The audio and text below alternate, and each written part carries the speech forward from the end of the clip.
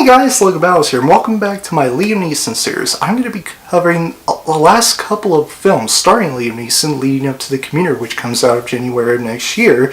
I already covered 6 Liam Neeson films: Taken, Unknown, The Grey, Taken 2, Non-Stop, and A Walk Among the Tombstones. For this week's review, I'm going to be covering Taken 3, the last installment of the Taken trilogy. And just like in my review for the first 2 Taken films, this one is also going to contain spoilers. You have been warned. So this movie came out in the year 2015, just a couple of years ago.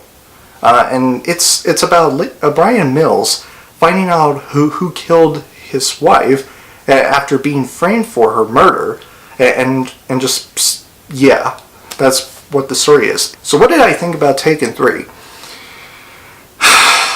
Well, if I could describe this film in just one word, it would be bad.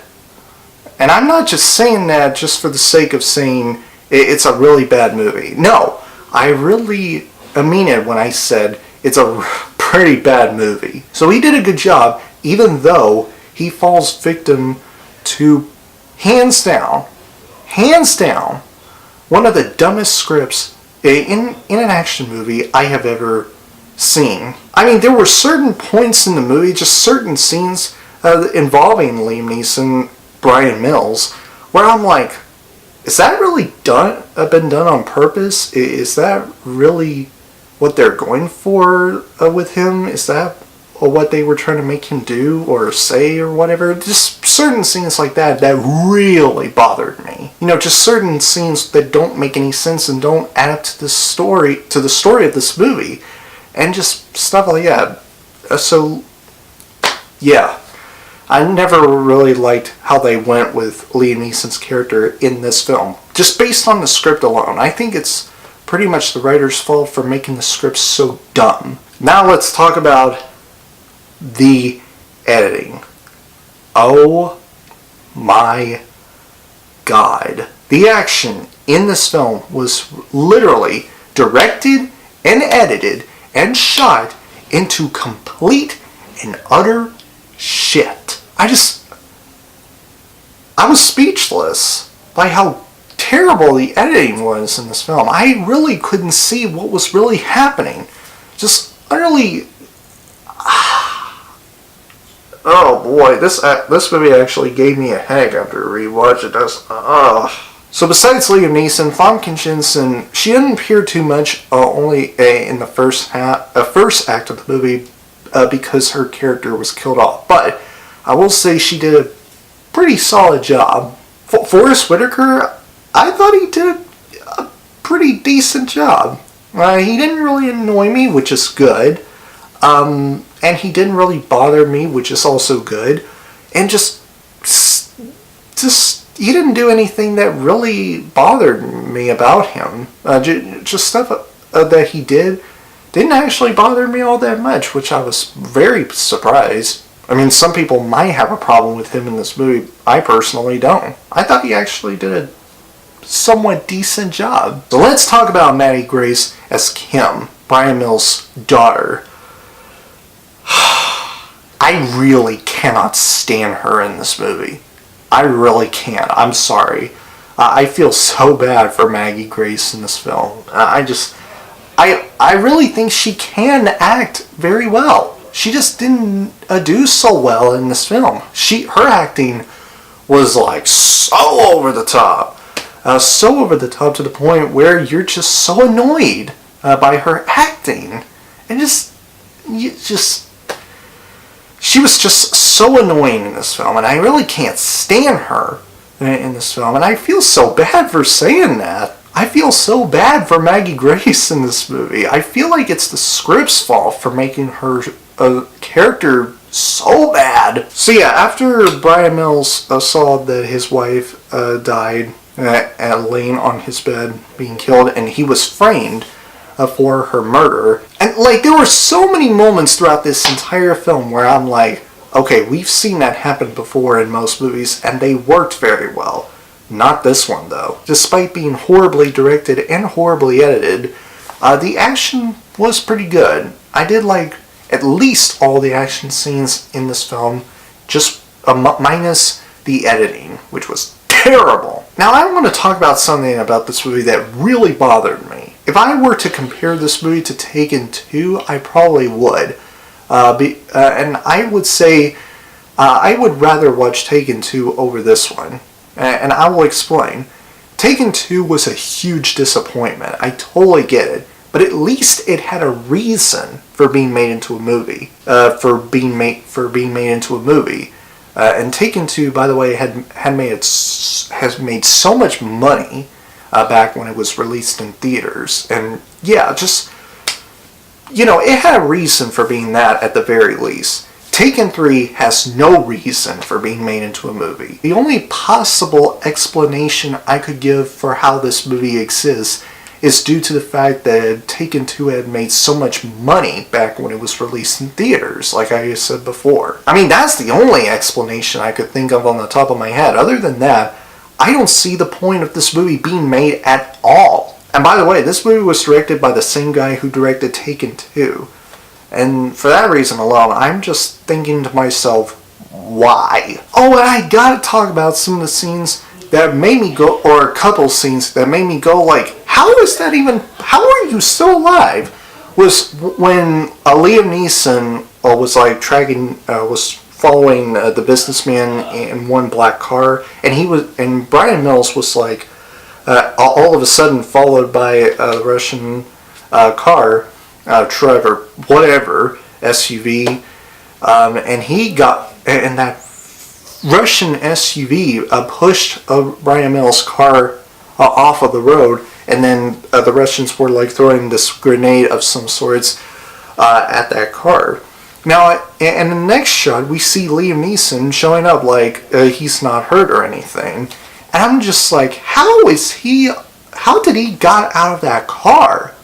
How did he got out of there? And the movie explains it, and I didn't really buy it. Like, the way this movie explained how he got out of there so quickly, and how he did not die in that, car crash scene, it was so unrealistic and so dumb to the point where I didn't really buy it. I didn't really buy that reason for why he's still alive. Brian Mills could have been dead in that car scene.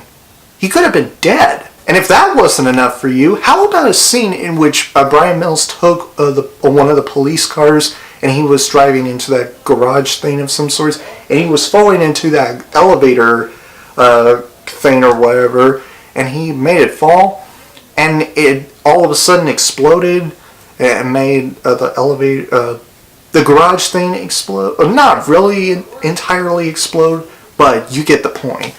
And you see another shot where Brian Mills called Forrest Whitaker's character,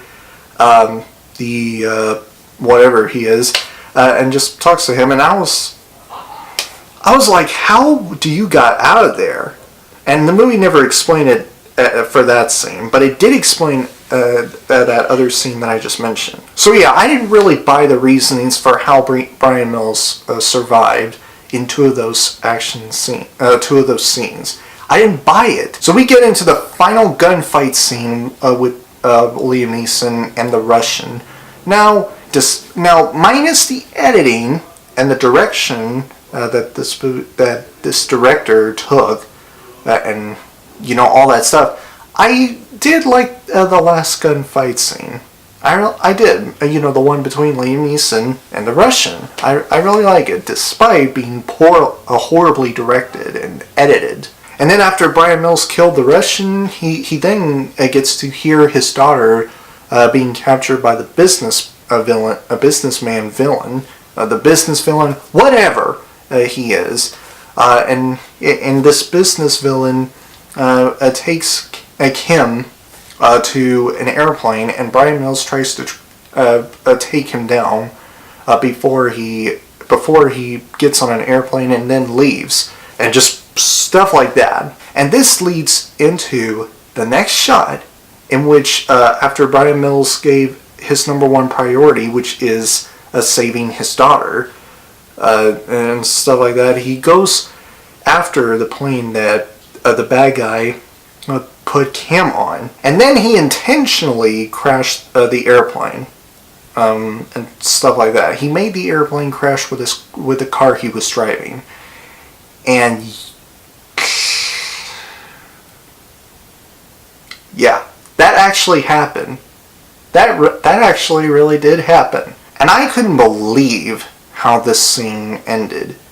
The ending of that scene actually made me want to, like, okay, I don't want to watch this anymore. I really don't watch this, or don't want to watch this anymore.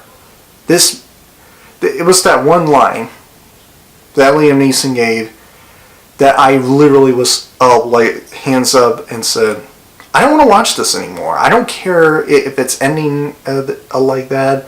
I don't really care. I don't want to. I just want to leave and just do my own thing.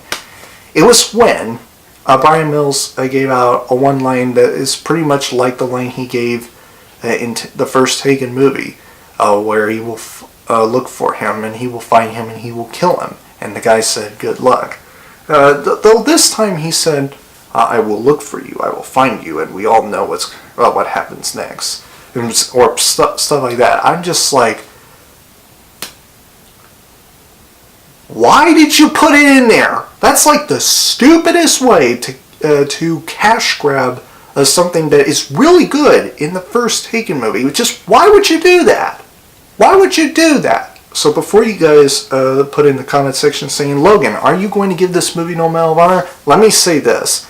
I'm not going to give this movie no Medal of Honor simply because Liam Neeson was the best part in this entire film, and he really carried this movie and made it better, even though it's not actually a good film that he was in. Taken 2 was a huge disappointment, and yeah, but I would rather watch that movie than watch this piece of crap. This is like, in my opinion, the worst film Liam Neeson has ever been in. Liam Neeson was the only saving grace of this entire film.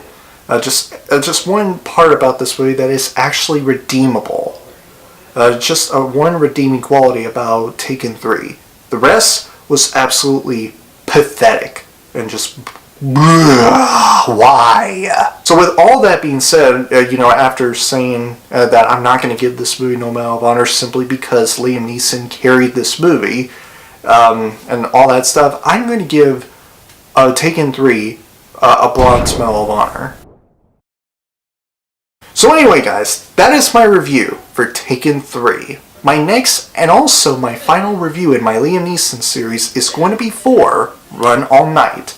I cannot wait to do that review.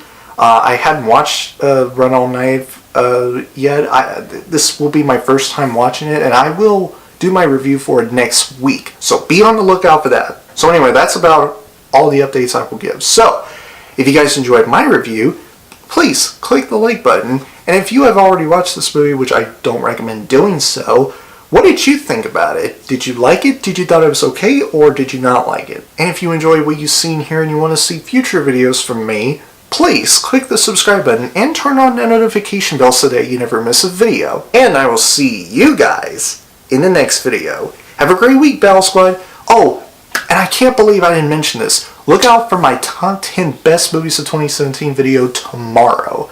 I cannot wait to do that video. I will be doing that after I get through this video. So, have a great week, Battle Squad. And as always, fight the good fight. Peace!